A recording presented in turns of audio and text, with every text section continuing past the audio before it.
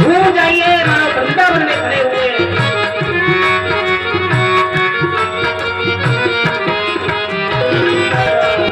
वाला ये सुखकरणी ये दुखहरणी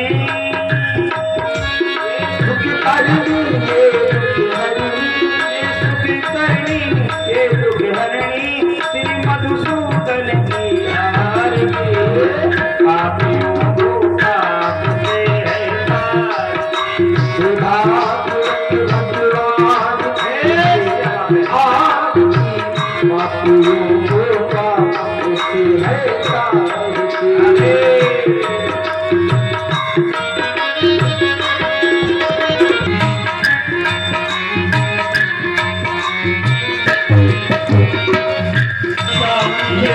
सबके महिमा की आरती पापियों को पाप से है भगवान की है आरती पापियों को भगवान की है आरती पापियों को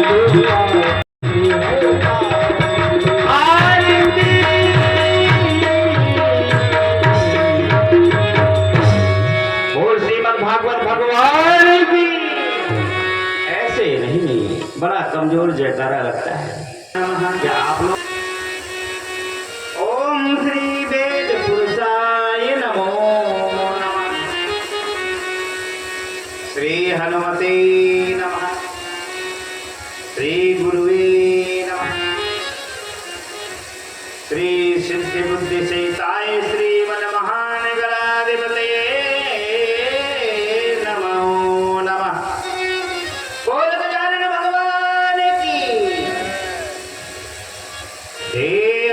सदा परिभवग्नमभीष्टदोहम्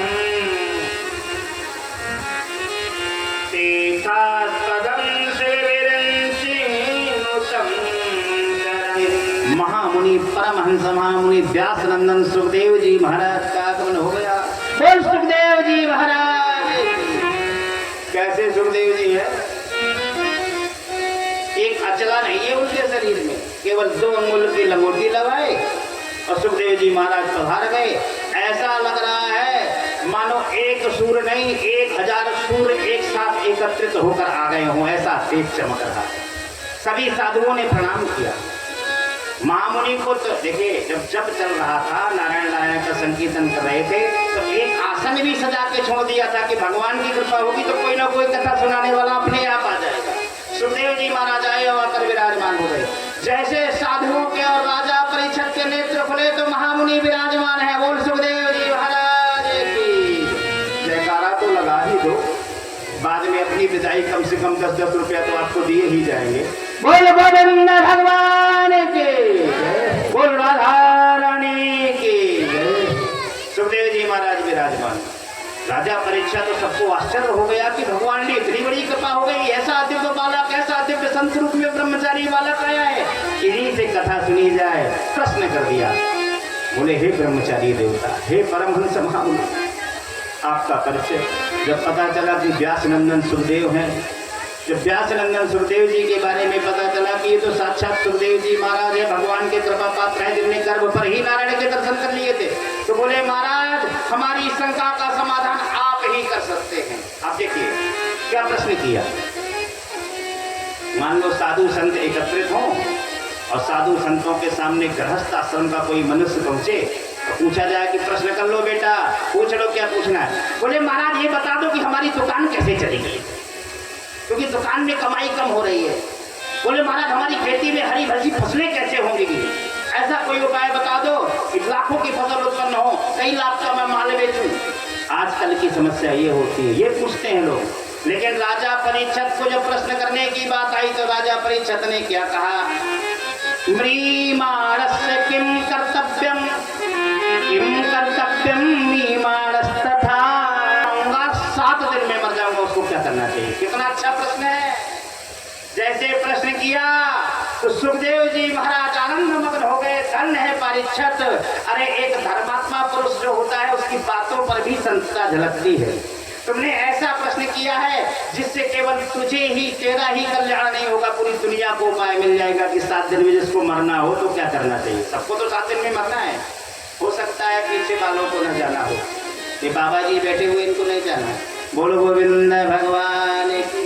सबको जाना है 7 दिन में, हम हो चाहे आप हो। तो जब 7 दिन में ही मरना है तो क्या करें।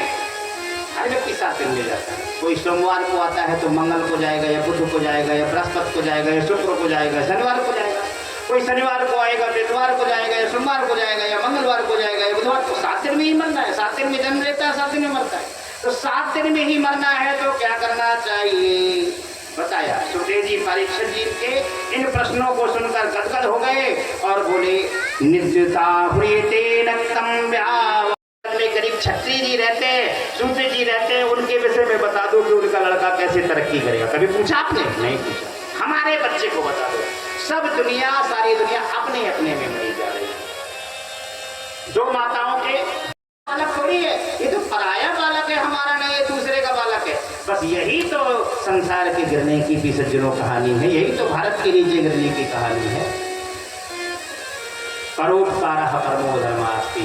राजा परीक्षित से कहा, तुम धन्य है राजा परीक्षित, तुमने ऐसा प्रश्न किया है कि सारे जगत का कल्याण हो जाएगा। तो उन्होंने क्या कह दिया, बोले बहुत अच्छी बात पूछी। बोले जब तुम्हें पता चल जाए कि 7 दिन में मरना है तो इसके लिए क्या उपाय करना चाहिए, सुन लो उपाय। तस्माद् भारत सर्वा भगवान ईश्वरो हरि श्रोतव्या कीर्तितव्यश्च। स्मरण क्या करना चाहिए, ध्यान से सुनो। इसका हिंदी अर्थ बताने जा रहा हूँ, बहुत कीमती बातें हैं। कल तो आप नचेंगे जहाँ हमारे लाला कृष्ण जी आ जाएंगे, नहीं कोई बैठेगा। आज और सुनो। श्वास श्वास पर कृष्ण भजी, वृथा श्वास मत खोए, और ना जाने वह श्वास की आवन होए न होए। जिस प्रकार गंगा जी की धारा बह रही है, गंगा जी का ठीक 2 मिनट पहले जो जल की धारा बहती हुई निकल गई, फिर उसको आप पूछें कि वो धारा जो निकल गई क्या आएगी वापस? वापस आने वाली नहीं है। इसी प्रकार मनुष्य की श्वासें हैं। काल करे सो आज कर। संतों ने कितनी अच्छी सवैया बनाई, कितनी अच्छी चेतावनी कि काल करे सो आज करो, और आज करे सो अब, कल में प्रलय होएगी सो बहुरी करेगा कब।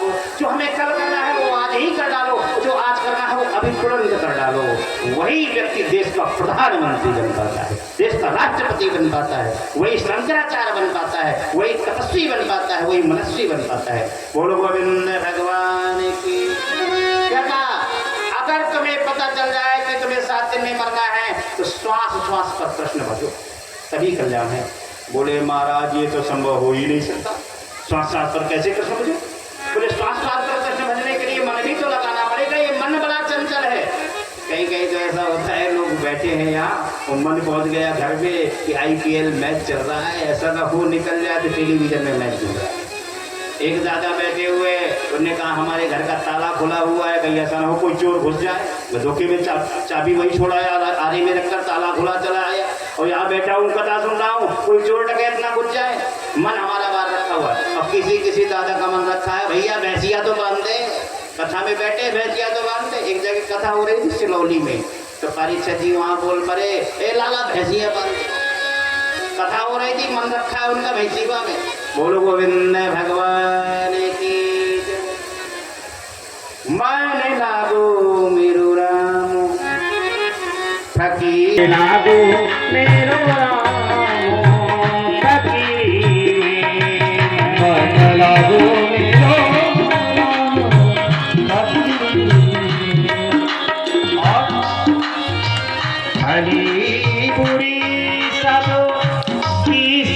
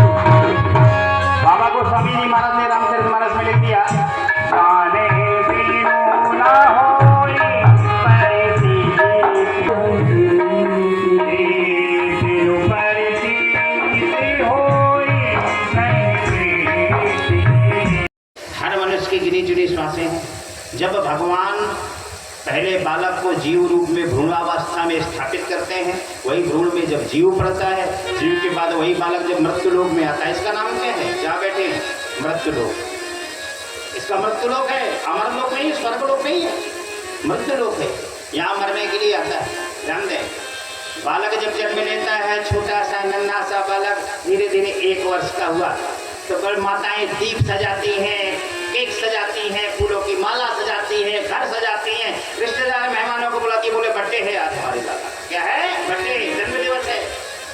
सब रिश्तेदारों को बुलाया गया, केक काटा और बालक से कह दिया, अमेरिका की सभ्यता बहुत अपनाते हैं अपने देश के लोग, कहते हैं दीपक बुझाओ, तो वो दीपक बुझा देता है, मोमबत्ती बुझा देता है। तो जहाँ उसको पिसजनो, जहाँ वो सुख पाना चाहता है, सुख की कल्पना करता है, वो दुख में डूब जाता है। बालक तो जानता नहीं, संस्कार तो आपको देना है। दीप बुझाना बहुत अशुभ होता है। दीप बुझाना जन्मदिवस में अमेरिका की सभ्यता है। पिसजनो, बोलो गोविंद भगवान की। हम अमेरिका वासी थोड़ी हैं, हम तो अंगूठा वासी है, हम लोग भारतवासी है, भारत भूमि में रह रहे हैं। तो अपनी देश की परंपरा को सीखो, भगवान को भोग लगाओ, भगवान का तिलक करो, भगवान का उस दिन लाला के हाथ से अभिषेक कराओ, दूध दही से स्नान कराओ, और वही दूध दही का पंचामृत ग्रहण कराओ बालक को। और बूढ़े बुजुर्गों को कहो कि सबके पैर छुओ, सबको प्रणाम करो। घर परिवार में अगर किसी से बुराई है, कहीं किसी प्रकार की कोई बुराई चल रही है, उसमें भी प्रणाम करने के लिए वहां भी भेजो, क्योंकि अगर आशीर्वाद चाहते हो किसी सुनो तो दुनिया को समान रूप से देखकर चलना पड़ेगा। बात बात में लोग बोल देते हैं सिया राम मैं सब जग जानी करूं प्रणाम जोर जुगता नहीं। अरे क्या रामचरितमानस पढ़ते हो? लोग कहते हैं महाराज मुझे रामचरितमानस पूरी कंठस्थ है। तो अगर कंठस्थ है तो सब पर सिया राम जी की मूर्ति देखते हो कि मंदिर में ही मूर्ति देखते हो? रामलला मंदिर बना अयोध्या में, बहुत सुंदर बात, पूरे देश में नहीं पूरे विश्व में आनंद छा गया। लेकिन रामलला के मंदिर में दर्शन करने कोई जाए और अयोध्या जी में जेब काटने का उसका संकल्प हो कि भीड़ होगी तो जेब काटूंगा, तो क्या मतलब रहा? क्या मतलब रहा रामलला जी के दर्शन करने का? क्योंकि जहां राम जी के दर्शन होते हैं वहीं चोर भी कुछ ऐसे होंगे जो भीड़ में जेब काटने वाले होते हैं, हर जगह तीर्थों में। तो उनको अयोध्या में भी वो फल नहीं मिलेगा जो हमें अंगूठा में बैठकर मिल सकता है। कहते हैं जहां राम वहीं अयोध्या और जहां कृष्ण वहीं वृंदावन। तो जिस दिन से यहाँ कृष्ण जी की कथा शुरू हुई तो बताइए आपको लग रहा है कि हम अंगूठा में बैठे हैं? धीरे धीरे कल यहाँ वृंदावन बनेगा। तो बोले श्वास श्वास पर कृष्ण भजी, हर मनुष्य को गिनी चुनी श्वासें हैं। किसी बालक को 10 लाख श्वासें दी जाती हैं। तो 4 दिन तक जिया, 4 दिन बाद सीताराम बोल गई। बोले हमारा लाला भी जन्म लेकर आया, 4 ही दिन बाद भगवान ने ले लिया। माताएं कर्म ठोकती है, पिताजी रो रहे हैं। उसको 4 ही लाख श्वासें दी गई, 10 ही लाख श्वासें दी गई। और जिसको 10 करोड़ श्वासें दे दी तो वो 40 साल जी गए। श्वास की गति चलती रहती है। इस प्रकार हर 2 सेकेंड में 3 सेकेंड में श्वास चलती है। जगने में कहते हैं उम्र बढ़ती है, वेद में लिखा है जगने में उम्र बढ़ती है। प्राणायाम जगह तो कुंभकर्ण से क्या कम है? तो सोने में उम्र घटती है। क्यों घटती है? क्योंकि गिनी चुनी श्वासें मनुष्य को दी जाती हैं। जब हम जगेंगे तो कुछ वार्तालाप होगी, तो चर्चा होगी, तो सत्संग होगा। तो हमारा जो क्रम होता है श्वास लेने का, 2 मिनट 2 सेकेंड में हमारी जो श्वास चलती है, वो धमनी हमारी कभी 4 सेकेंड में चल रही है, कभी 10 सेकेंड में चल रही है, क्योंकि बातें कर रहे हैं, सत्संग कर रहे हैं। तो श्वास बढ़ गई, हमारी उम्र हमारी बढ़ी। और जितना मनुष्य सोता है सोने में तो इस प्रकार श्वास चलती है, बराबर रुकेगी ही नहीं। तो जब जगता है मनुष्य तो श्वास बढ़ती है। तो बोले उसके लिए क्या करें? बोले हर एक श्वास पर राम नाम करो। और जब राम नाम करते रहोगे करते रहोगे करते रहोगे तो काजल की कोठरी में कितनो हो सयानो जाए, काजल वाके एक न एक दिन लागे ही जाते हैं। काजल की कोठरी में बैठे हो तो कभी न कभी तो आपके कपड़ों में काजल छप ही जाएगा, कितना बचो। जब राम राम राम राम कहते रहोगे, खेती बुआई प्रभु के नाम की, खेती बुआई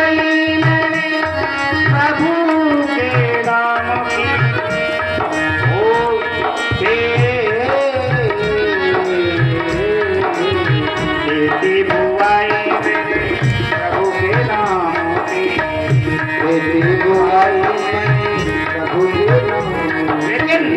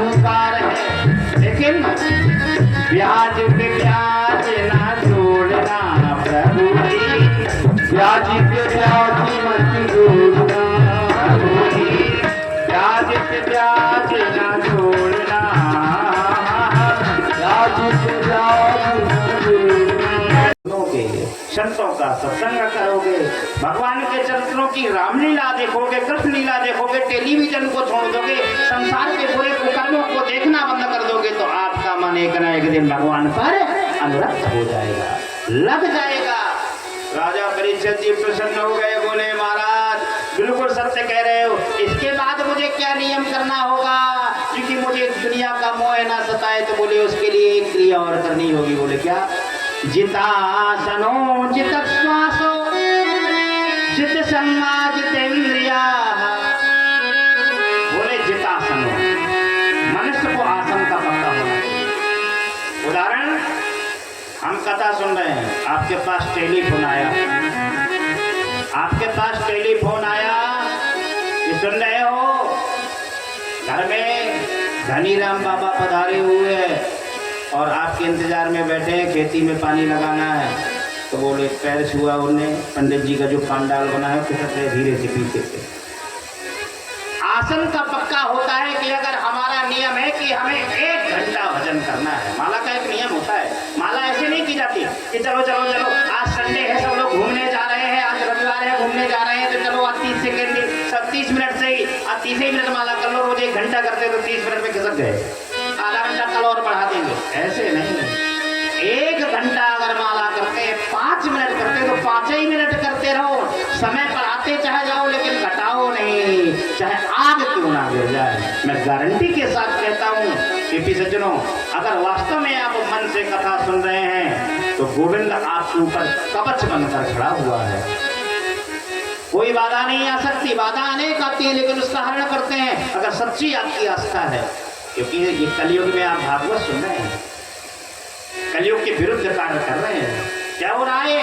कलयुग के विरुद्ध कार्य है। लोग कहते हैं, बोले महाराज आप ये बताइए कि दुनिया में जो धर्मात्मा लोग हैं उनको भगवान परीक्षा लेते हैं, भगवान के सामने वो कष्ट रहते हैं, भगवान का भक्त ज्यादा दुखी रहता है। जो चोर डकैत उचक्का लोग होते हैं तो बड़े प्रसन्न होते हैं, उनके पास धन भी होता है, संपत्ति भी होती है। जो पापी मनुष्य होता है वो ज्यादा सुख भोग रहा है। तो सुख भोगना ही तो उसके दुख का कारण है, क्योंकि जब तक वो सुख भोगेगा तो दुख उसका वरिष्ठ होता जाएगा। एक न एक दिन उसको दुख पर भी तो जाना पड़ेगा, और जिसने दुख को सहन किया तो उसको एक न एक दिन सुख प्राप्त होगा।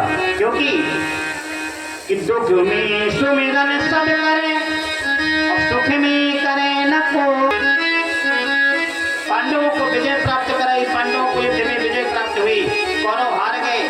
जब पांडव जीत गए तो जैसे कहते रहे कि भैया विधायकी का चुनाव जीते हैं, सांसदी का चुनाव जीते हैं, प्राइम मिनिस्टर बन गए हमारे, या हमारे मुख्यमंत्री जी बन गए, या हमारा फलाना बालक डीएम बन गया, एसपी बन गया, चलो एक पार्टी दे दें। कहते नहीं पार्टी दे दें। इसी प्रकार पांडवों ने एक पार्टी दी, माने पार्टी में क्या रखा?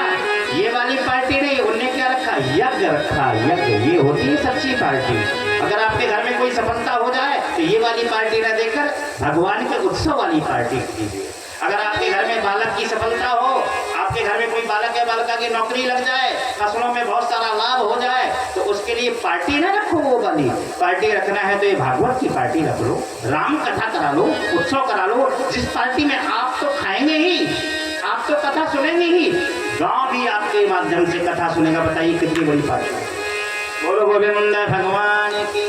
पांडवों ने सोचा क्यों ना हम ऐसा उत्सव कराएं कि देवलोक में भी ये बात चले कि मृत्युलोक में हस्तिनापुर में कोई उत्सव हुआ है। तो उन्होंने राजसू यज्ञ रखा। जब यज्ञ रखा तो उसमें मालिक कौन बने? उसमें मालिकिन बन गई कौन? कुंती बुआ। कुंती बुआ राज सिंहासन पर बैठी है और कुंती बुआ के सामने अर्जुन, भीम, नकुल, सहदेव, धर्मराज, युधिष्ठिर सभी लोग बैठे हैं। 5 पांडव थे ना, अर्जुन, भीम, नकुल, सहदेव, धर्मराज, युधिष्ठिर। बड़े ध्यान से सुनिएगा, बहुत इंपॉर्टेंट कथा मेरे मन में आ रही है। जो रोटीराम बाबा की कृपा है, मैं ऐसी कथा, इतनी गहरी कथा कहीं नहीं लेता। बोलो गोविंद भगवान की। सज्जनों, जैसे ही ये बात पता चली तो कुंती बुआ बैठी राज सिंहासन पर, एक उच्च आसन पर। कुंती बुआ ने सबको जिम्मेदारी दे दी, अर्जुन, बेटा अर्जुन, जितने भी साधु संत आएंगे तो उनको विदाई करने का काम तुम्हारा होगा। जब भोजन करेंगे तो संतों की विदाई की जाती है, तो बोले विदाई करने का काम तुम्हारा होगा। जितने भी अतिथि देव आएंगे उनके लिए जो राजकोष खजाना रहेगा, धन का जो थैलीदार होते हैं ना, थैलीदार मालिक जो बैग टांग के चलते हैं शादियों में यज्ञों में, तो बोले थैलीदार मालिक कौन होंगे? बोले धर्मराज युधिष्ठिर, उनको थैलीदार बना दिया। भीम दादा को बना दिया भंडारा मालिक। भीम दादा को भंडारा मालिक, जैसे रोटीराम बाबा में जो यज्ञ होता है उसमें भंडारा होता है, तो मोटे मोटे पहलवानों को बना दिया जाता है भंडारा मालिक कि कोई अगर परेशान करे तो इस तरफ से धक्का मारो तो इस तरफ गिरे, दो चार इस तरफ गिरे। क्योंकि भंडारा में अगर सब लोग घुसने लगते तो छूट बैठ जाती है। छूट कैसी? भंडारा का मालिक एक ही होना चाहिए, बुजुर्ग को बैठा लो, सबको भंडारा में हाथ नहीं डालना चाहिए। पीछे चलो, भंडारा का मालिक भीम दादा को बना दिया। अर्जुन, भीम, नकुल, सहदेव। नकुल और सहदेव को पूरी व्यवस्थापक, सब्जी व्यवस्थापक, मीठा व्यवस्थापक और सहदेव को जल व्यवस्थापक। अगर इस प्रकार की भंडारे में व्यवस्थाएं हो जाती हैं, मान लो जब कोई यज्ञ अनुष्ठान होता है तो उसमें नियम ये होता है कि जब भंडारा हो तो अलग अलग मालिक नियुक्त कर दो, उनके बिल्ला लगा दो, लेकिन उसके जल व्यवस्थापक। तुम मेरे भतीजे ना है, भतीजे जब से तब से अब तो मैं भगवान के रूप में तुझे मानती हूँ। तूने सारा राज्य वापस दिला दिया हमारे पुत्रों को, युद्ध में विजय प्राप्त कराई और मुझे अपना माँ भगुआ कह रहा है। बोले लाडले क्या चाहता है, बोल तो सही। बोले मुझे भी एक सेवा दे दो। बोले नहीं नहीं गोविंद, तू बस केवल ऐसे करके बैठा है, हाथ फैलाने ना, आशीर्वाद बनाए रहो हमारे परिवार के ऊपर। बोले वो तो बुआ जी आशीर्वाद तो है ही, लेकिन कोई सेवा तो दे दो। बोले सेवा कुछ बची ही नहीं। भंडारा मालिक भी बन गया, भंडारा मालिक के बाद भोजन व्यवस्था मालिक बन गया, राजकोष खजाना का थैलीदार भी बन गया, स्वागत का मालिक भी बन गया, दिल सत्कार की भी मालिकी दे दी मेरी धर्मराज युधिष्ठिर को। अब कोई काम ही नहीं बचा। बोले बुआ जी भोजन करेंगे सब लोग, पूड़ी खाएंगे, सब्जी खाएंगे, रसगुल्ला खाएंगे, बूंदी खाएंगे और सब कुछ प्रसाद पाने के बाद इसके बाद पत्तल फेंकेंगे तो झूठे पत्तल को कौन उठाएगा? बुआ जी ने सर में हाथ पटका। बोले हे रे लाला, ये तो ध्यान ही ना हटो कि पत्तल को काम तो अभी हमने काऊ को दिया ही ना है। तो बोले जो अंतिम काम होता है उस काम को मैं ले रहा हूँ, मैं स्वीकार कर रहा हूँ। पत्तल उठाने का काम मेरा रहेगा बुआ जी, क्योंकि मैंने कहा था कि बुआ जी अगर शायद मैंने काम बता दिया, आप कह रहे हो काम बचा ही नहीं, मैंने काम अगर खोज के निकाल दिया वो काम मेरा होगा। बुआ ने कहा हाँ हाँ मिल जाएगा, हो जाएगा तेरा। और बुआ को पता ही नहीं था कि पत्तल का भी काम रह गया। तो बोले वो बारी का काम, पत्तल उठाने का काम मैं करूंगा। बोलो गोविंद भगवान की। ओ दुर्योधन घर मेवा त्यागी, सात पितुर घर खाए। दुर्योधन घर मेवा त्यागी, ओ दुर्योधन घर मेवा त्यागी, सात पितुर घर खाए। ओ दुर्योधन घर मेवा त्यागी, सात पितुर घर खाए। ओ झूठे फल सबरी के खाए, झूठे फल सबरी के खाए, ओ झूठे फल सबरी के खाए। कहूँ कि स्वाद बताई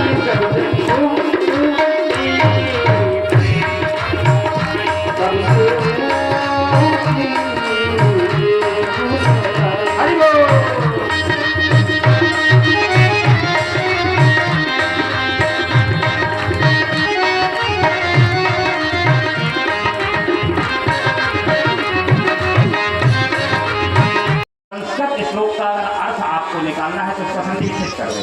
जैसे उसका संधि विच्छेद करेंगे तो नार धन अयन बराबर नारायण है। नार माने होता है जल, अयन माने होता है घर, अर्थात जल में ही है जिसका घर, उसे कहते हैं नारायण। भगवान नारायण का घर कहाँ है? जल में। अब जल में रहने की किसी की सामर्थ्य है? अब तो अगर सामर्थ्य की नारायण जिसका जल में ही है घर। जब इस दुनिया में कुछ नहीं था तो कौन सा बोले नारायण भगवान? श्री नारायण भगवान के मन में एक बार इच्छा हुई कि चलो खेल खेलेंगे, चलो एक खेल खेलते हैं। जैसे खेल की बात आई तो कोई बालक थोड़ा है कि बालक मिट्टी के खिलौने बनाने लगे, मिट्टी का बंदर बनाए और तोड़ के फेंक दे। वो तो भगवान है। तो भगवान जैसे वो अजब गजब है वैसे उसके अजब गजब के खेल हैं। उन्होंने क्या किया? भगवान के जो खेल खेलने के झुड़ियों वाला कमल प्रकट हो गया। देखिए सृष्टि की रचना हो गई है। पूछा परीक्षित जी ने कि संसार में जब कुछ नहीं था तो क्या था, हम कहाँ से आए? हमारे बाबा परबाबा। बोल गोविंद भगवान की जय, बोल राधा रानी की जय। 1000 पंखुड़ियों वाला कमल उत्पन्न हुआ, उसमें बैठे ब्रह्मा बाबा। ब्रह्मा बाबा ने सोचा, कमल के मध्य में बैठे थे, जब देखा कि यहाँ मुझे जन्म देने वाला तो कोई दिखाई ही नहीं दे रहा, ये तो कमल का फूल है, क्या फूल से थोड़ा मेरा जन्म होगा? अरे जन्म देने वाला कोई माता पिता होते हैं, या कोई पिता हो या माता हो, यहाँ तो कोई नहीं दिख रहा है, ना पिता दिख रहे हैं ना माता दिख रहे हैं, फूल के मध्य में बैठे। तो उन्होंने कहा तनिक देखूं तो मैं सही कि पिता है कि नहीं। तो नीचे जाना शुरू किया, चलते गए चलते गए चलते गए, 1000 वर्ष बीत गए, लेकिन कमल की डंडी को नहीं छू पाए, कमल की डंडी तक नहीं पहुंचे। ब्रह्मा बाबा घबराने लगे, बचाओ बचाओ। जब 1000 वर्ष मुझे नीचे डंडी तक आने में मुझे लग गए तो मैं ऊपर कैसे पहुंचूंगा? अब तो मेरी यही घुटन हो रही है, प्राण चले जाएंगे। जैसे ब्रह्मा बाबा घबराए, भगवान गोविंद ने भगवान नाथ पंखुड़ी के ऊपर बैठे क्या देखा कि कस्तूरी तिलकम ललाटपटले वक्षस्थले कौस्तुभम नासाग्रे वरमौक्तिकं करतले वेणुः करे कंकरम सर्वांगे हरिचंदनं सुललितं कंठे च मुक्तावली गोपश्री परिवेशितो जय। वरमाला पहने हुए, किरीट मुकुट लगाए हुए लक्ष्मी जिनके चरण दबा रही है, ऐसी दिव्य छवि को देखा। ब्रह्मा बाबा बोल पा नहीं रहे, बोलती ही बंद हो गई, मौन हो गए। ब्रह्मा बाबा बोलने का प्रयास कर रहे हैं, शब्द ही नहीं निकल रहे। जैसे हमारे पद में शंकराचार्य जी अचानक पधार गए। हमारे यहाँ कथा चल रही है, जो देखो इस कथा में शंकराचार्य अचानक आगमन हो जाए, जब पता चल जाए कि शंकराचार्य जी आ रहे हैं, तो परीक्षित जी और हम, हमारी बुद्धि नहीं काम करेगी, उनका स्वागत किस प्रकार करेंगे? क्योंकि सनातन धर्म के प्रधानमंत्री हैं शंकराचार्य। बोलो गोविंद भगवान की। कि हम कहाँ बैठाएं, क्या करें? कोई पीला लाएगा, कोई सोफा लाएगा, कोई दरा बिछाएगा, कोई गद्दा बिछाएगा। अचानक जब किसी विशिष्ट अतिथि का आगमन हो जाता है, जब देखा कि मेरे सामने तो साक्षात परमात्मा लेटे हैं, क्या यही मेरा पिता है? नहीं बोल पाए। तो ब्रह्मा बाबा के जो पिताजी हैं नारायण भगवान, उनको दया आ गई। मान लो किसी पिता के सामने पुत्र बहुत कम बोले तो ये भी एक कष्ट की बात है। तो पिता प्रयास करता है कि मेरा पुत्र कम से कम थोड़ा सा तो मुझसे बोलने लगे। मान लो कोई मर्यादित पुत्र होता है, पिता के सामने कम बोलता है, लेकिन थोड़ा सा तो कभी बातें कर ले, वो कुछ नहीं बोलता। तो प्रयास किया, क्या किया? कमल की पंखुड़ी से 4 बूंदे क्षीर सागर पर, समुद्र पर गिराई। कैसी आवाज आई? टप टप टप टप, जैसे टप टप टप ओस का जल गिरता है ना जलाशय पर, गिरा तो कैसी आवाज आती है? टप टप टप। उदाहरण है, ब्रह्मा बाबा की बुद्धि की परीक्षा ली, अपने पुत्र की बुद्धि को देखा ये समझदार है कि नहीं। क्योंकि वास्तव में जो असली पिता का पुत्र होता है, वो इशारे से ही अपने पिता की बात को समझ जाता है। एक उदाहरण दे दूं मैं, भाव दृष्टांत। सच्चा पुत्र किसे कहते हैं? जो एक पिता का असली पुत्र होता है, वो कैसा होता है? पिता की निगाहों से बात समझ जाता है कि पिताजी ने मुझे फलाना काम बताया। एक समय की बात है, एक मुखिया साहब थे, सरपंच साहब। सरपंच मध्य प्रदेश में जो प्रधान होते हैं, गांव का राजा होता है, उसको सरपंच बोला जाता है। क्या बोला जाता है? सरपंच। ग्राम प्रधान माने सरपंच। तो बोले सरपंच साहब थे, तो उनका नियम था कि वो चावलों का माड़ पिया करते थे। चावलों का माड़, चावल जब गर्म करके उबाले जाते हैं तो उसमें जो छानने में चावल छानती भी है कहीं कहीं माताएं, उससे जो गर्म चावलों से जल निकलता था, उसको ठंडा करके पिलाया जाता था। वो कौन पीते थे? बोले सरपंच साहब पीते थे। तो उनकी पत्नी जानती थी कि गर्म करके चावलों का जो माड़ है ठंडा करके रख लेना, आएंगे अब हमारे पति देव तो पिएंगे प्रधान जी। जैसे ये बात चल ही रही थी सरपंच साहब की, तुरंत उन्होंने देवी ने बताया कि सुनो सुनो पुत्र, इधर आओ, बेटा इधर आओ, जाओ अपने पिताश्री को बुला लाओ। चावलों का जो माड़ है वो ठंडा हो गया है, पिताजी को कह देना कि वो माड़ पी ले। बोले मैया, आपने ऐसे समय बताया है कि वहाँ 50 लोग बैठे हैं सरपंच साहब के सामने। बोले एक पंचायत चुनी हुई है, पंचायत में बहुत सारे लोग हैं, और सबके सामने अगर तुमने कहा कि चावलों का माड़ पी लो, चावलों का गर्म पानी पी लो, ठंडा हो चुका है, जैसे ये बात कहोगे तो हंसी हो जाएगी। देखो तो सरपंच गाँव के और चावलों का छना हुआ पानी पीते हैं, बदनामी हो जाएगी। पुत्र बोला मैया चिंता न करो, मैं जाऊंगा, पिताजी को बुला कर आऊंगा, किसी को बात भी नहीं पता चलेगी और काम भी बन जाएगा। गए पुत्र, क्या कहा? बोले पिताजी धानूपुर से माड़ू साहब आए हैं, जो कठौता घाट में बैठे हैं, जल्दी जाकर उनसे मिल लो, नहीं शीतलपुर को पहुंच जाएंगे। बोलो गोविंद भगवान की। धानूपुर से माड़ू साहब आए हैं, माने चावलों का माड़ हो चुका, तैयार हो गया। धानुपुर से धान से चावलों का पानी तैयार हो गया, माड़ तैयार हो गया। धानुपुर से माड़ू साहब आए हैं और कहाँ बैठे? कठौता घाट में, काठ की लकड़ी के बर्तन में रखा है, कठौता घाट में बैठे। तो चलो उनसे मिल लो, नहीं तो कहाँ पहुँच जाएंगे? शीतलपुर, माने ठंडे हो जाएंगे, जल्दी जल्दी गरम गरम पी लो। तुरंत पिताजी समझ गए, बोले अच्छा अच्छा उनको बैठाओ, जाके इंतजार कर रहे होंगे, बैठाओ बैठाओ, जलपान कराओ, मैं तुरंत आ रहा हूँ। सारी पंचायत बैठी की बैठी रही, कोई नहीं समझ पाया कि सरपंच साहब चावलों का पानी पीने जा रहे थे। बोले अच्छा अच्छा जाइए मिलाइए, गए गटागट पिया और फिर पंचायत इसलिए बुलाया है। ब्रह्मा बाबा ने कहा, ब्रह्मा बाबा से कहा किस लिए हमें याद किया पुत्र के रूप में? बोले हम तुम्हें 13 पत्नियां दे रही हैं, 13 रुद्राणियां दे दी। बोले इससे तुम सृष्टि की रचना करो। जैसे सृष्टि की रचना करने की बात आई तो एक रात में उन्होंने 1000 पुत्र पैदा कर दिए। बोलो गोविंद भगवान की। क्योंकि रात भी तो तब भी सज्जनों 40,000 वर्ष की हुआ करती थी, 1000 पुत्र पैदा कर दिए। लेकिन समस्या ये हुई, जैसे पुत्रों को उत्पन्न किया, उन पुत्रों को ब्रह्मा बाबा ने देखा, वो हाथ जोड़ लिए, बोले महाराज कृपा करो, अपने पुत्र के सामने हाथ जोड़ ली, कृपा करो, अब तुम संतान उत्पन्न ना करो, क्योंकि वही संतान भगवान शंकर जी की बारात बन के आएगी अभी थोड़ी देर में। जो 1000 पुत्र आए, किसी के 1 नाक है, किसी के 10 नाक है, किसी के नाक ही नहीं, किसी के 1 मुंह, किसी के 10 मुंह, किसी के मुंह ही नहीं, किसी का आगे का पेट, आगे को मुंह, आगे को नाक, आगे को आंख, लेकिन सज्जनों पैर उस पैर के पंजा चुड़ैल की तरह उसके पीछे हैं, नाखून और हाथ उसके पीछे हैं, भूत प्रेतों के जैसी संतानें। और जब उनको भूख लगने लगी तो स्वयं एक दूसरे को मार मार के अपने नाखूनों से खाने लगे। ब्रह्मा बाबा रोने लगे, हे भगवान, हे नारायण, ये क्या हो गया? नारायण भगवान ने आदेश किया कि तुमने तपस्या तो की है, लेकिन तपस्या पूर्ण नहीं हो पाई और तुमने सृष्टि रचना करना शुरू कर दिया। फिर ब्रह्मा बाबा ने तुरंत तपस्या की 20 दिनों, तो क्या हुआ? तपस्या का फल प्राप्त हुआ, 10 ऋषि उत्पन्न हुए। बोलो गोविंद भगवान की। पुनः क्रतु, भृगु, अंगरा, वशिष्ठ, चमन, सज्जनों 10 ऋषि, अत्रि, भरद्वाज, जो ये ऋषि आए, इन ऋषियों के साथ सज्जनों देवहूति नाम की जो देवी थी, जो ब्रह्मा जी की छाया से कर्दम राज ऋषि उत्पन्न हुए, छाया से कर्दम ऋषि उत्पन्न हुए। उन्हीं 10 ऋषियों में कर्दम ऋषि को सज्जनों, कर्दम ऋषि जो थे तो राजा उत्तानपाद के सज्जनों, राजा उत्तानपाद ब्रह्मा जी की 2 संतान थे, 2 पुत्र उत्पन्न हुए, कौन? मनु और शत्रुपा। मन शत्रुपा नाम के जो दाई और बाई से स्त्री पुरुष का जोड़ा उत्पन्न हुआ, बाई ओर से शत्रुपा मैया, दाई ओर से मनु महाराज उत्पन्न हुए। उनके 3 कन्याएं हुई, देवहूति, आकृति और प्रसूति। प्रसूति नाम की जो कन्या है वो दक्ष प्रजापति को विवाही गई, जो ब्रह्मा बाबा के अंगूठे से उत्पन्न हुए थे दक्ष ऋषि, उनको विवाही गई प्रसूति मैया।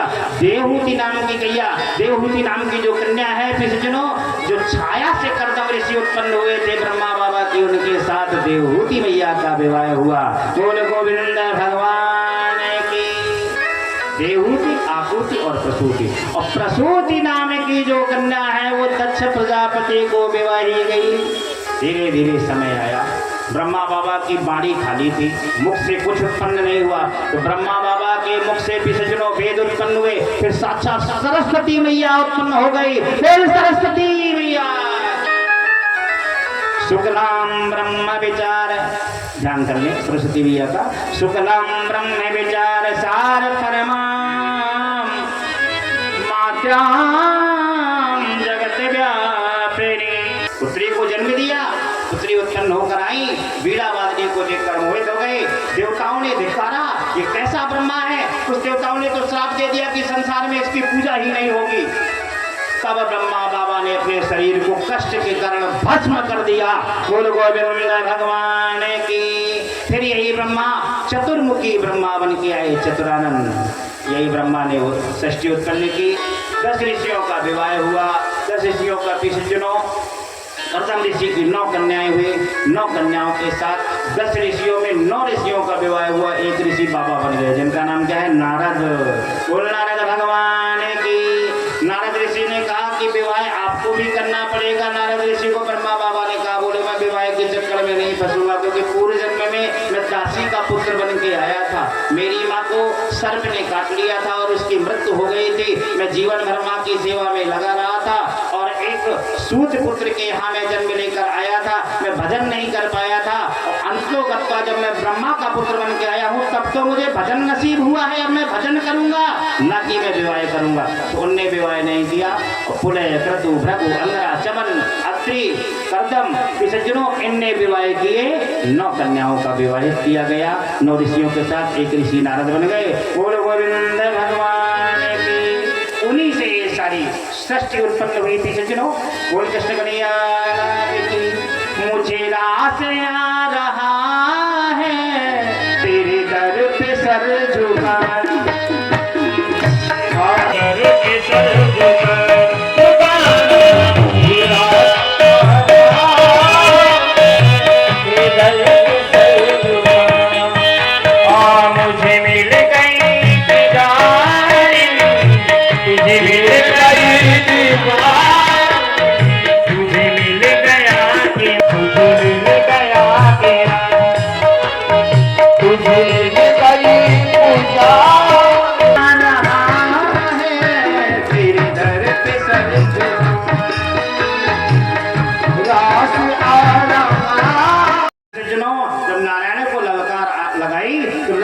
बगल में बैठी हैं। तो ध्यान दें, किसी भी पत्नी के पति को कोई गालियां देने लगे तो पति तो सहन कर जाएगा लेकिन पत्नी को सहन नहीं होता। लक्ष्मी मैया ने तुरंत कहा, बोले सुनते हो तुम्हें गालियां दे रहा है मृत्यु लोक में एक दैत्य, बोले शांत हो जाओ शांत हो जाओ, कोई बात नहीं, दुनिया है, दुनिया कुछ भी बनती रहती है, कहने दो। बोले नहीं नहीं, हमारे भक्त पर संकट आ जाएगा। हिरण्याक्ष के पास जब भगवान नारायण नहीं आए तो उसने पृथ्वी, गोल गोल पृथ्वी जिसमें 10 ऋषि बैठे हुए थे, मनु शत्रुपा बैठे हुए थे, त्रिवत उत्तानपाद बैठे हुए थे, देवहूति आपूति प्रसूति जितनी भी सृष्टि उत्पन्न हो गई थी, सारी सृष्टि रह रही थी, हरी भरी फस रही थी, सारी पृथ्वी को उठाया और गेंद की तरह हाथ में उछालने लगा। बड़ा सा शरीर, पृथ्वी को गेंद समझ रखा उसने और गेंद की तरह से समुद्र पर डुबा दिया। ऐसे तो भगवान आएंगे नहीं, अब आएंगे मेरे पास नारायण। जब उनके भक्तों पर संकट आएगा तो दौड़े चले जाएंगे। जैसे पृथ्वी को डुबाया तो वो तो दौड़े दौड़े खींचे हुए चले आएंगे, वो तो दौड़े दौड़े खींचे हुए चले आएंगे। जो भी प्रेम से हरि को बुलाएंगे, दौड़े दौड़े दौड़े खींचे हुए चले आएंगे,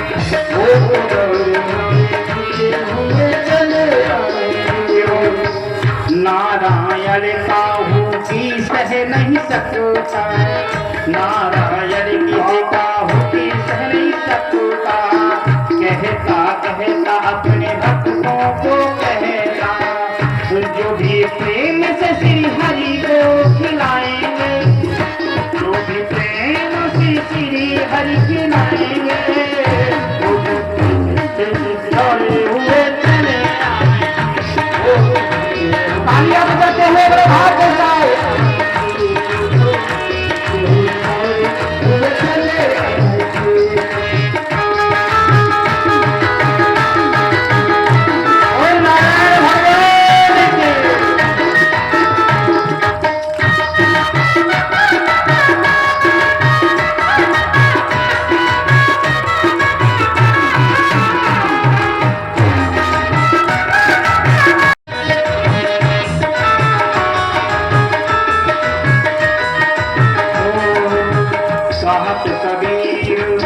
सुनो भाई साधु, सुनो भाई साधु, हमरे भगवान प्रेम अगाधु, हमरे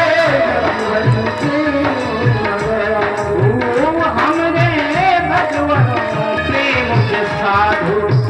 तो सहन हो गई जब नारायण भगवान को गालियां दी हिरण्याक्ष ने, वो सहन कर लिया। लेकिन जब भक्त के ऊपर संकट आ गया, पृथ्वी को उठाकर समुद्र पर डुबो दिया, दुनिया रोने लगी, पशु मरने लगे, बचाओ बचाओ त्राहिमाम, रक्षा करो। भक्तों का संकट सहन नहीं हुआ, मेरे ऊपर कष्ट आया, मैं सहन कर जाऊंगा। लेकिन जब जब हो ये धर्म की हानि, बाढ़ असुर अधमो अभिमानी, और तब तब हरि प्रभु विविध शरीरा, हरि कृपा निधि सज्जन पीरा। जब जब मेरे भक्तों पर संकट आएगा मिलेगा तो मैं किसी ना किसी रूप में दौड़ा चलाऊंगा। भगवान ने सोचा कि मैं नारायण बन के 4 भुजा लेकर जाऊंगा और एक मृत्युलोक के दैत्य से लड़ूंगा तो दुनिया कहेगी यही भगवान है। अरे दैत्य से मृत्युलोक में लड़ने के लिए आए। तो उन्होंने क्या किया, सूकर वेश धारण किया। बोल सूकर भगवान की। जब भी मैं किसी अवतार का जयकारा लगाऊं, ये ध्यान दें पीछे जिनो, तीसरा अवतार हुआ है सूकर भगवान का, 24 अवतार हुए भगवान के। जोर से जयकारा लगाएं, बोल सूकर भगवान की जय हो। सुअर का वेश बनाया। मोह कैसा हुआ, मुंह में सूकर की तरह दांत लगे हुए, अपने दंतों पर पिसचनो जैसे आए। सबसे पहले तो दैत्य का उद्धार किया, अपने पैर से पंजे पर एक थप्पड़ लगाए हिरण्याक्ष दैत्य के, तो 3 कोस तक गर्दन ढलती चली गई। और हिरण्याक्ष मर्दन भगवान की गए। भक्तों को बचाने के लिए पृथ्वी को समुद्र से निकाल के आए और समुद्र के ऊपर ही जाकर स्थापित कर दिया। बोल गोविंद भगवान की। सारे दुनिया वालों ने भगवान की प्रार्थना की। दूसरा दैत्य हुआ हिरण्यकश्यप, उसकी कथा कल आएगी। बोल कृष्ण कन्हैया की। ब्रह्मा बाबा के अंगूठे से जो दक्ष ऋषि उत्पन्न हुए थे, 10 ऋषि उत्पन्न हुए। 10वें में ऋषि का नाम क्या था, दक्ष, जो अंगूठे से उत्पन्न हुए। इस दक्ष प्रजापति का विवाह मनु शत्रुपा की 3 पुत्रियां थी, देवहूति, आकुति, प्रसूति। देवहूति नाम की कन्या कर्दम ऋषि को विवाही गई, आकुति नाम की कन्या यज्ञ प्रजापति को विवाही गई और प्रसूति नाम की कन्या दक्ष प्रजापति को विवाही गई।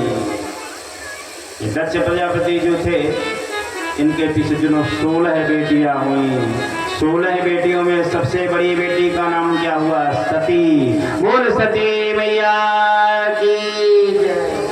अब सती नाम की जो देवी है पीछे जिनो, ये सबसे बड़ी बेटी थी। तो सबसे बड़ी जो बेटी होती है उसके विवाह की चिंता पिता को पहले सताने लगती है। बोलो गोविंद भगवान की। जैसे जैसे वो बेटी शुक्ल पक्ष की चंद्रमा की तरह बढ़ने लगी। बेटी पालने के 2 कारण होते हैं, ध्यान दें। आप लोग सोशल मीडिया अकाउंट में, रामायण में, अनेक ग्रंथों में, संतों के सत्संग में सुनते होंगे। देखिए, मोबाइल का भी उपयोग करें तो उसमें भी अच्छी चीज़ें भी आती हैं, बुरी चीज़ें भी आती हैं। जो कुछ आप ग्रहण कर लो। आजकल तो ऑनलाइन पढ़ाई भी होने लगी है मोबाइलों से, पीछे चलो सोशल मीडिया से। लेकिन ध्यान दें, कभी कभी आपने देखा होगा उसमें लिखा रहता है क्या, बेटा तो भाग्य से होता है लेकिन बेटियां सौभाग्य से। अरे बेटियां उसी के यहाँ होती है सज्जनों जो बेटियों को पाल सकता है। जो रात दिन शराब में मदमस्त रहता है वो क्या बेटी पाल पाएगा। बोलो गोविंद भगवान की जय हो। कदाचित उसके घर में बेटी जन्म लेकर आई तो उसके तो कर्म फूल गए। जिसका बाप रात दिन शराब में मस्त रहता है, मैं तो खुला मंच से बोलूंगा, लिखा है विशेषज्ञों वेदों पुराणों में कि जिसका माता पिता शराब, जिसके माता पिता कुकर्म से ग्रसित हैं, उसकी संतान कभी सुकर्म बन सकती है। बोलो गोविंद भगवान की। तो बेटी तो उन्हीं के यहाँ जाती है जो पिता बेटी की परवाह रख सके, अच्छी खैर खाए कर सके। जब सती मैया का जन्म हुआ, सती नाम की देवी का विवाह भोलेनाथ बाबा के साथ कर दिया। बोल भोलेनाथ बाबा की। सती मैया के मन में एक बार शंका हुई। देखिए, पति के ऊपर शंका करें देविया, पति के ऊपर शंका करें देविया तो 3 अपराध लगते हैं। लौकिक अपराध, धार्मिक अपराध। चले जा रहे थे भगवान के दर्शन कर, जैसे भगवान श्री राघवेंद्र सरकार का मिलन हुआ जगत जननी माँ सीता मैया के साथ में, राघवेंद्र सरकार चले जा रहे थे। जैसे ही उन्होंने देखा भगवान भोलेनाथ ने कि हमारे दीनानाथ चले जा रहे हैं, सूर्यवंश के राजा राम चले जा रहे हैं, वो भी जगत जननी माँ के साथ से प्रणाम करने लगे। प्रणाम, धन्य है सूर्यकुल के ब्रह्म, सूर्यकुल के ध्वजा पताका, आपको प्रणाम। जब भोलेनाथ बाबा ने प्रणाम किया तो सती मैया ने पूछ दिया, बोले स्वामी स्वामी स्वामी ये आप क्या कर रहे हो, अनर्थ कर रहे हो, अनर्थ कर रहे हो। बोले क्या अनर्थ कर रहा हूँ। बोले मृत्युलोक के देवता को तुम प्रणाम करते हो। मैं तो ये जानती थी कि मेरा पति सारे जगत का सबसे बड़ा देवता है, तब तो मैंने विवाह किया था, लेकिन तुमसे बड़ा देवता कहाँ से आ गया जिसको तुम प्रणाम करते हो। भगवान श्री राम के विषय में जैसे पूछा, बोले नहीं देवी, वो तो लीला पुरुषोत्तम भगवान है, वो साधना करने के लिए आए हैं, तप करने के लिए आए हैं, जप करने के लिए आए हैं। धीरे धीरे धीरे धीरे वही श्री राम जी के पिसजनों अर्धांगिनी का हरण हुआ तो सती मैया ने साथ में क्या देखा लीला में भगवान की कि सीता मैया को खोजते हुए राम हे खगमृग हे मधु का नियम होता है कि जो भी दुनिया की माताएं हैं उन पर अपने मात्र का भाव ही देखें। गुरु की जो पत्नी है, गुरु माता है, उस पर मात्र का भाव देखें। देश की जो देवियां हैं, देश की जो कन्याएं हैं, उन पर अपनी बहनें बेटियों का भाव देखें। अगर उस पर आपकी कभी कुकर्मे की चाल पड़ जाए तो दुनिया भर दुखी ही रहता है किसी दिनों दुनिया में वो मनुष्य। क्या हुआ? जब दोष आ गया, समझ गए कि मुझसे पाप हो गया तो मैं अब करूं तो क्या करूं, भोलेनाथ बाबा ने त्याग दिया कि एक बार तुमने सीता का रूप बनाया है तो सीता है मेरी माँ, अब सती के रूप में मैं कैसे अपना लूं, अब तो तुम सीता ही हो, अब मैं क्यों सती रूप में अपनाऊं। त्याग दिया। 87,000 वर्ष तक समाधि लग गई। ओम नारायणाय नमः, ओम रामाय नमः, ओम रामाय नमः, ओम रामाय नमः। सती मैया रो रही है, सती मैया बिलख रही है। भगवान भोलेनाथ बाबा ने 87,000 वर्ष तक नेत्र ही नहीं खोले। धीरे धीरे समय बीता। एक समय की बात है, राजा दक्ष प्रजापति ने रखा यज्ञ का आयोजन। देवराज इंद्र वरुण यम गंधर्व समस्त देवता अपने अपने विमान पर बैठकर यज्ञ देखने के लिए गए। यज्ञ के कार्यक्रम में सम्मिलित हुए, उत्सव में सम्मिलित हुए। और कहाँ से निकले? देवताओं की एक चाल भी होती है। बोले क्या?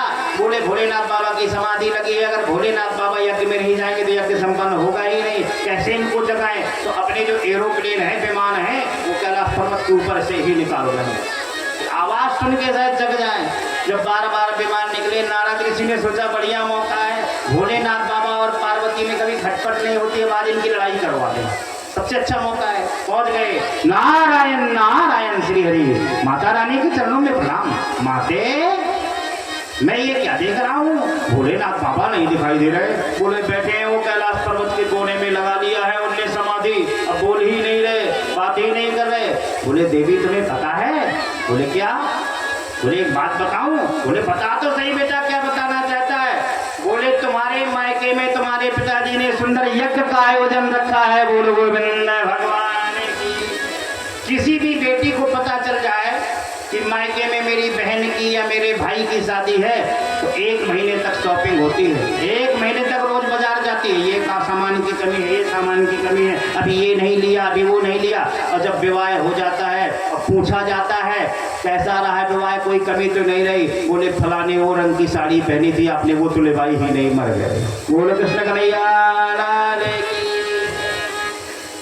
जैसे ही यज्ञ उत्सव को सुना कि मायके में दक्ष प्रजापति ने, हमारे पिताजी ने यज्ञ का आयोजन रखा है। बोले क्या? बोले हाँ यज्ञ का आयोजन रखा है। बोले बेटा नारद तो क्या क्या सोच रहे हो, क्या मेरे लिए कार्ड नहीं आया? देखिए पहले से सफाई देने लगी। ये एक समस्या और होती है। पता लगे किसी बेटी को किसी प्रकार बुराई हो अगर पिता से, ऐसा होता नहीं है, असंभव है, लेकिन कलयुग में क्या ना हो जाए वो भी सचनो संभव है। अगर कोई पिता बेटी को निमंत्रण कार्ड ना दे, यज्ञ का आयोजन रखे और बेटी से पूछा जाए कि तुम्हारे यहाँ कार्ड आया, तो सासू और ससुर और साले और घर परिवार वाले देवर जेठ बदनामी न करे तो कहती हाँ हाँ आया, यहीं रख दिया था, लेकिन कहीं झाड़ू में वो झड़ गया, हो गया, कहीं ना कहीं डला होगा, बात बना देती है। नारद ऋषि ने पूछा तुम्हें निमंत्रण कार्ड आया? पिताजी यज्ञ का आयोजन करे। बोले हाँ हाँ आया। तो बोले जाओगे नहीं? बोले जाएंगे। अब बस नारद इतना कह के बोले देवी मैं तो चला। नारायण नारायण। आग लगा दी, चले गए। वीरभद्र नाम के वीरभद्र भगवान। जब भी जयकारा लगे तो कम से कम खोल के दिखा दो कि हम कुछ नहीं लेकर आए, खाली हाथ आए हैं, भगवान भर के भेजना। बोल गोविंद भगवान की। और जो मुट्ठी बंद करके रखा रहा मुट्ठी, भगवान कहते हैं इसकी मुट्ठी भरी, इसको नहीं देना। तो कौन कौन चाहता है? जो चाहता होगा वही हाथ उठाएगा। बोल भोलेनाथ भगवान की। सभी लोग चाहते हैं तो क्यों रखे हो?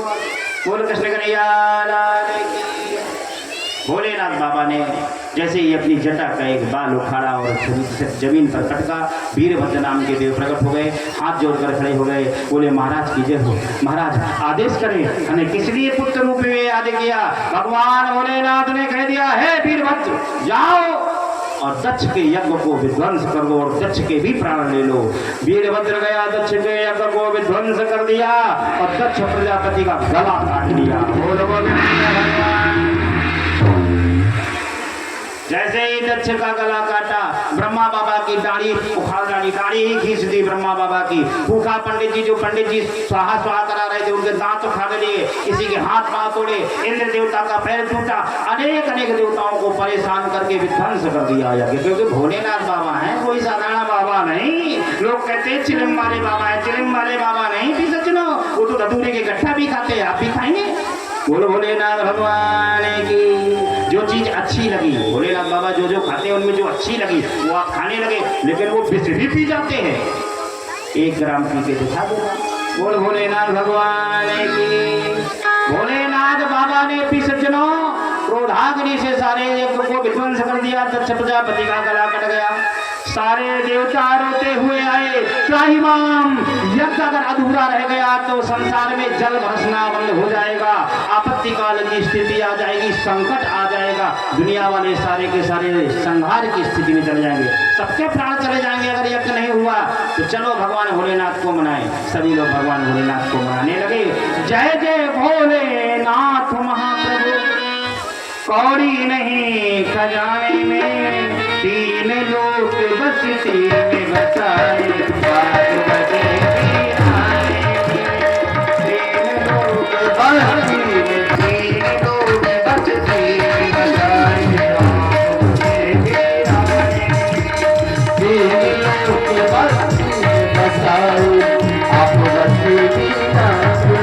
भोलेनाथ भोलेनाथ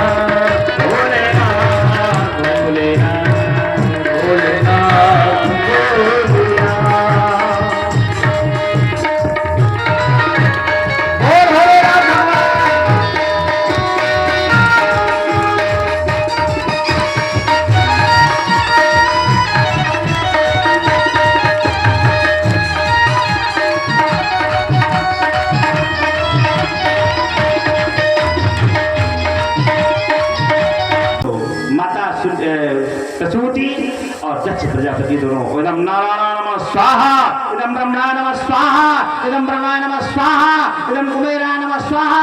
हवन चल रहा था, यज्ञ की आहुतियां हो रही थी। देवी पहुंची, मैया मैया देखो तो मैं आ गई, मैं आ गई मैया, मैं आ गई। जैसे ही पिसतनों प्रसूति को कहा आ गई तो माँ ने तुरंत देखा, माता का हृदय बड़ा कोमल होता है, जैसे देखा बोले बैठ जाओ। दक्ष प्रजापति ने बगल में जैसे ही अपने नेत्रों को लाल लाल आंखों को किया, ये सुनती हो, हवन में ध्यान दो। अगर तूने उस देवी से बोलने का, उस बेटी से बोलने का प्रयास किया तो तुझे यज्ञ कुंड पर भस्म कर दूंगा। सती मैया ने कहा, अरे मूर्ख पिता, तू इस प्रकार माँ को डांट रहा है, तूने मेरे पति का अपमान किया है। अगर जो पति का अपमान अगर ससुराल में जो भगवान भोलेनाथ बड़े कष्ट में है, सभी लोग उनका जयकारा लगाए, बोल भोलेनाथ भगवान की। नमः शिवाय, ओम नमः शिवाय, हरि हरि नमः शिवाय, नमः शिवाय, ओम नमः शिवाय, हरि हरि। सभी लोग बोले नमः शिवाय, गंगाधराय देवे गंगाधराय, हरि हरि बोले नमः शिवाय, गंगाधराय शिव गंगाधराय, हरि हरि जटाधराय देव जटाधराय, हरि हरि बोले जटाधराय देव जटाधराय, हरि हरि बोले नमः शिवाय, ओम नमः शिवाय, हरि हरि बोले नमः शिवाय, नमः शिवाय। अच्छा ठीक है पापा जी, शाम हो गए।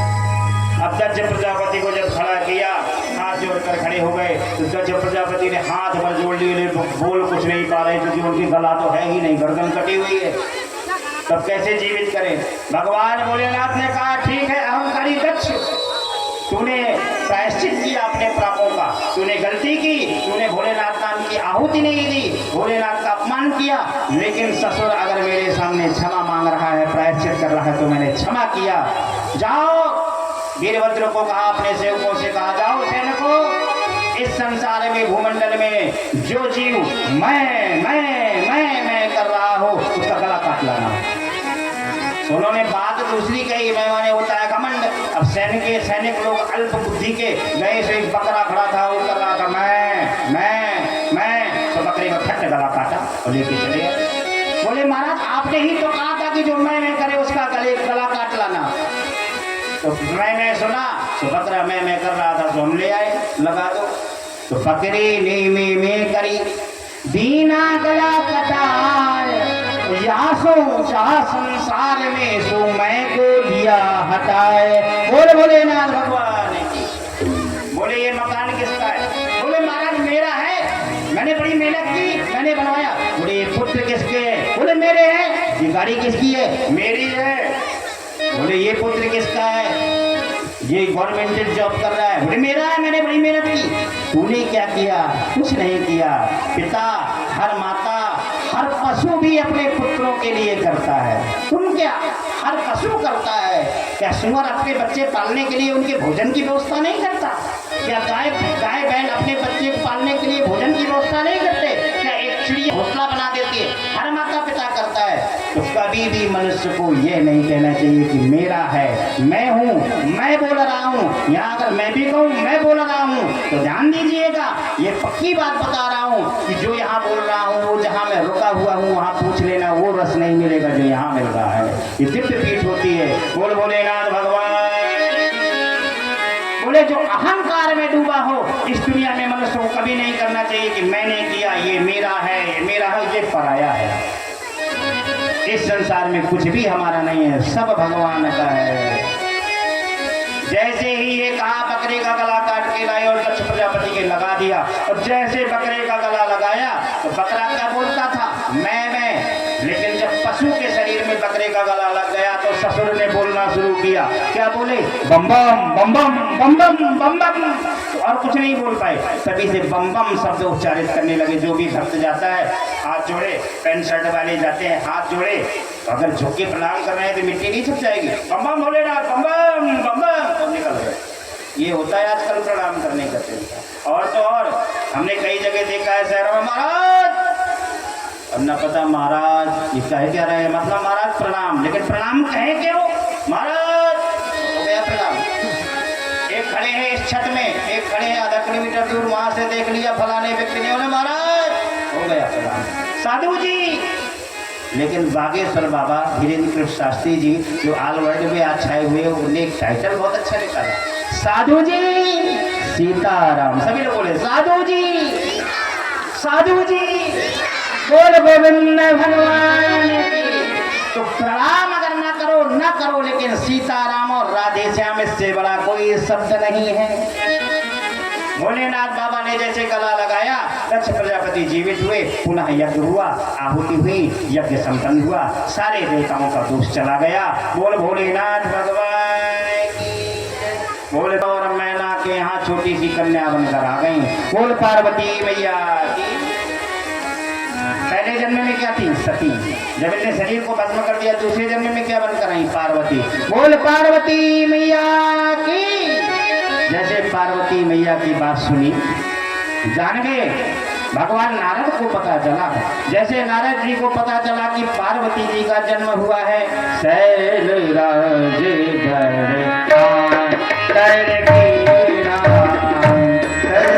की कथा और है। जब राजा हिमांचल के यहाँ पे सजनो नारद ऋषि पधारे, नारद ऋषि का आगमन हुआ। नारायण नारायण श्री हरि। राजा हिमांचल ने कहा, अरे ब्राह्मण देवता आते आए हैं, सुनती हो देवी, ब्रह्मा जी के पुत्र आए हैं देवर्षि नारद, लाओ थाली में जल ले आओ, इनके चरण धोना है, क्योंकि हमारे यहाँ हुआ लाली का जन्म, एक बच्चे का जन्म हुआ, बालिका का जन्म हुआ। ऐसे में पंडित और साधुओं का आगमन हो जाए, तुरंत सम्मान करो।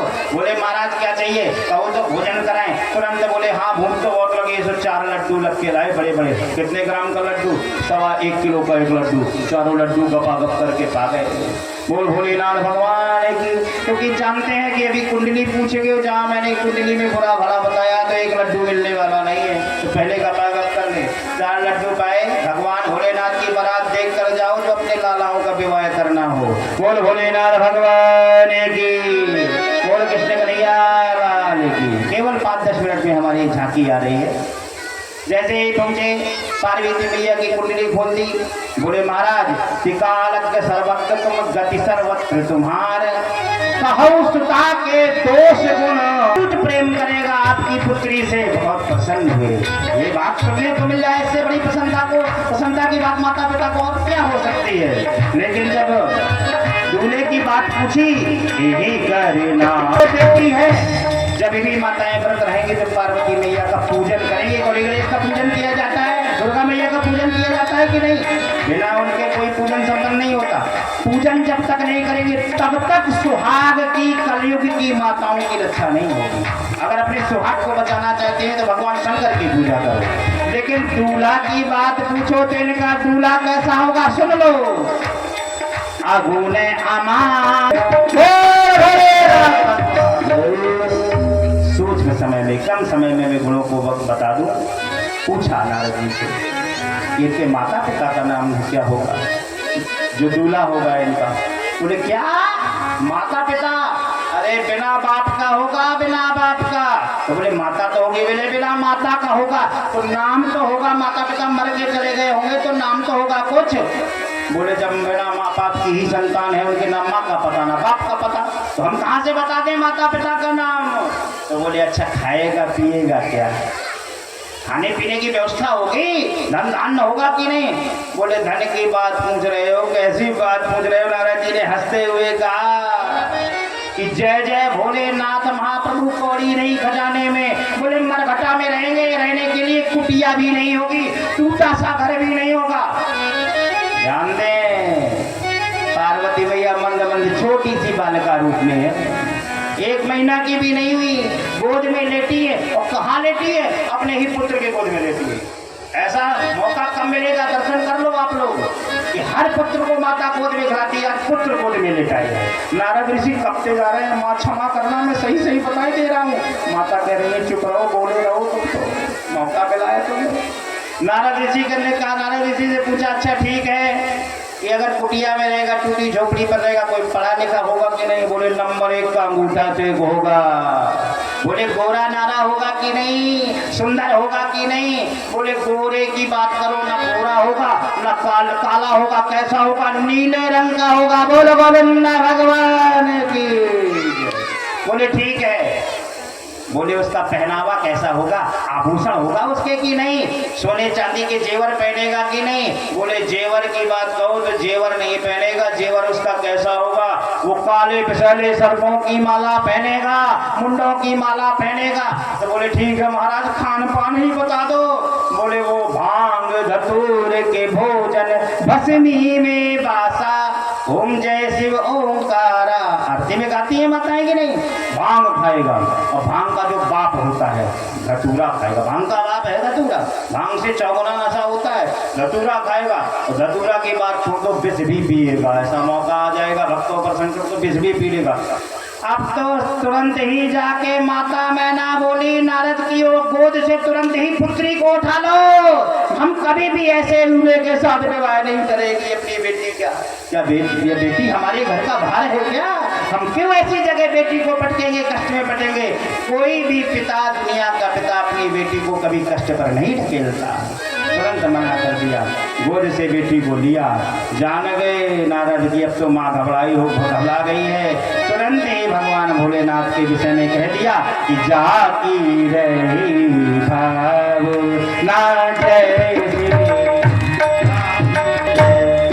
बोले जिस प्रकार की भावना लेकर जाओगी माँ, आप सुंदर दूल्हा चाहते हैं तो भोलेनाथ बाबा सुंदर बन जाएंगे। होगा वो 80 वर्ष का, लेकिन अगर चाहती हो कि हमारी कन्या को 16 वर्ष का दूल्हा मिले तो 16 वर्ष का वो बन जाएगा। अगर आप चाहती हो हट्टा कट्टा मिले, मोटा ताजा मिले तो वो मोटा स्थूल शरीर का बन जाएगा। अगर चाहो बालक बन के आए तो बालक बन जाएगा। माता ने जैसे ध्यान किया तो साक्षात भगवान भोलेनाथ ने ही अपने असली तत्व में दर्शन दे दिए। माँ हृदय से प्रफुल्लित हो गई। बोल भोलेनाथ भगवान की। माता लग गई घर के कामकाज में। धीरे धीरे माता पार्वती मैया ने जैसे ही नारद जी से गुण सुने कि इसका दूल्हा जो होगा काला होगा, 12 फुट वाला होगा, दिगंबर होगा, भांग धतूरा के भोजन करने वाला होगा, जगत की रक्षा करने वाला होगा, उस जगत का भगवान होगा। बस उस दिन से भगवान पर ही मन लगा बैठी। अगर मैं विवाह करूंगी तो भोलेनाथ से करूंगी, वरना करूंगी भी नहीं। ये भी कह दिया कि वो दूल्हा मिलेगा तो पार्वती का विवाह होगा भोलेनाथ से, लेकिन कैसे मिलेगा? तप करना पड़ेगा। तप प्रभावात देव प्रसाद। तो दक्ष सुता पिसजनो वही पार्वती बनकर आई। राजा हिमांचल की पुत्री तप करने के लिए चली गई। ऐसा तप किया, ऐसा तप, कठोर तप करने लगे पिसजनों कि भगवान भोलेनाथ को भी प्रसन्न होना पड़ा।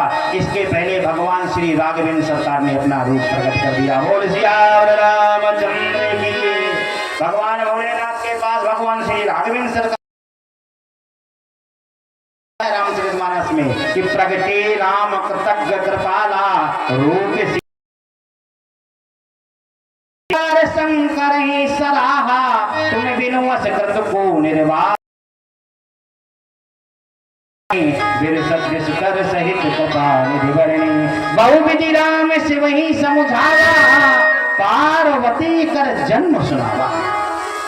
बोले महादेव की जय हो। हे स्वामी, राम जी भोलेनाथ को अपना स्वामी मानते हैं, भोलेनाथ राम जी को अपना देवता मानते हैं, इष्ट मानते हैं।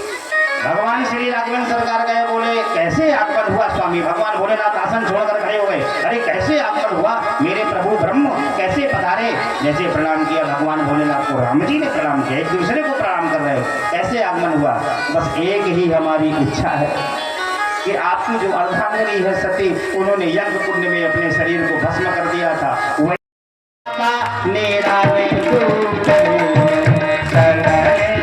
ऐसे नहीं, हम नहीं मानेंगे। विवाह हो रहा है, पहला विवाह है। कौन कौन चाहता है कि हमारा बालक रड़ुआ रह जाए? अगर ताली नहीं बजाई तो बालक का विवाह नहीं होगा जब विवाह होगा। अब आप समझो, सभी लोग ताली बजाए। जिस भी बालिका का विवाह में विलंब हो रहा है, जिस भी बालक के विवाह में, युवा के विवाह में विलंब हो रहा है, तो ये प्रमाण होता है कि भगवान की कथा में जो जैसा उत्सव आए तो ताली जरूर बजाएं। जब खड़े होने को कहेंगे तो सभी लोग खड़े होंगे, बाद में भी नहीं, सभी लोग ताली बजाएं, क्योंकि बारात जा रही है। सजी रहे भोले बाबा,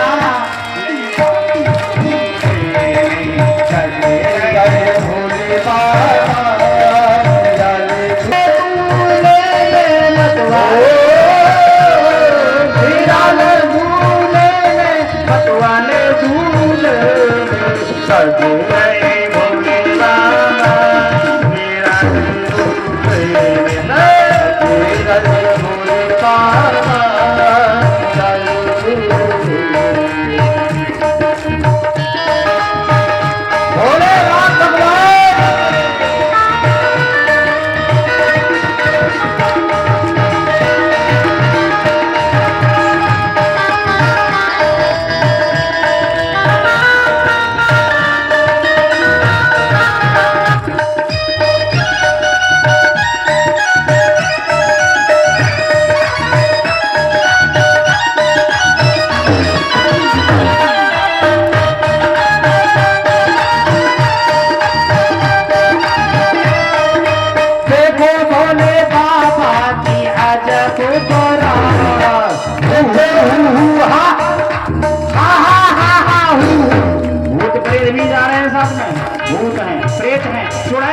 डंकनी है, शंकनी है, मानव है, देवता है, सभी लोग जाने लगे। देखो भोले बाबा चाचा बेगरा, देखो भोले बाबा की अजब बड़ा। नंदी लगे हैं नचने को आज, नंदी लगे हैं नचने को आज। थोड़ा सा रास्ता दे दे, मंच के पास हमारे भगवान भोलेनाथ बाबा की बरात आए। संगी भूत तरंगी, हाथ दुनिया दंगी, हाथे ढंगी, अजब तरंगी, हाथ आए बोला, हाँ बम बम बोला, अजब बोला। संग दिया दे हाथी भोला है साथ, बजी रहे सारे जग बोल भोलेनाथ भगवान की। देखना भोलेनाथ बाबा की बारात की एक विशेषता थी। जब निमंत्रण कार्ड छपे तो भूतों को, एक भूत को 50 निमंत्रण कार्ड दिए गए कि तुम अपने मित्रों को दे दो। तो उनने भारत के भूतों को सबको कार्ड बांटा, तब भी कार्ड बच गए। तो इंग्लैंड के भूत, अमेरिका के भूत, इटली के भूत, जापान के भूत, हॉलैंड के भूत, और जहाँ बागेश्वर बाबा की कथा चल रही है दुबई के भी भूत आ गए। सब नचने लगे, नाचने लगे भोले बाबा के साथ, नाचने लगे भोले बाबा के साथ, नचने लगे भोले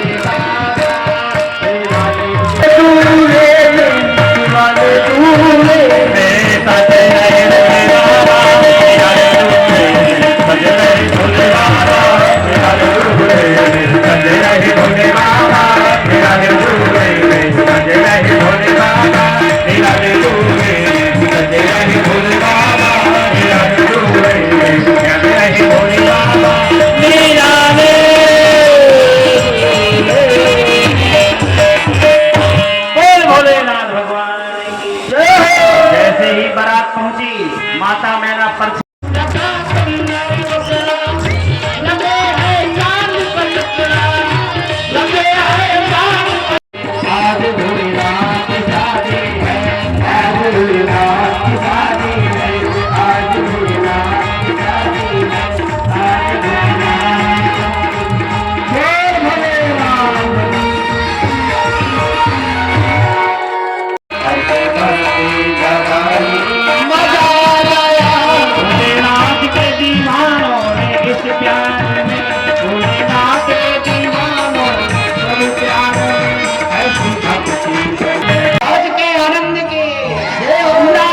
महादेव बाबा की जय, भगवान की जय, पार्वती मैया की जय, राधा मैया की जय, भोले बाबा की आरती गाऊं भोले आपको मनाऊं, आरती गाऊं भोले आपको मनाऊं।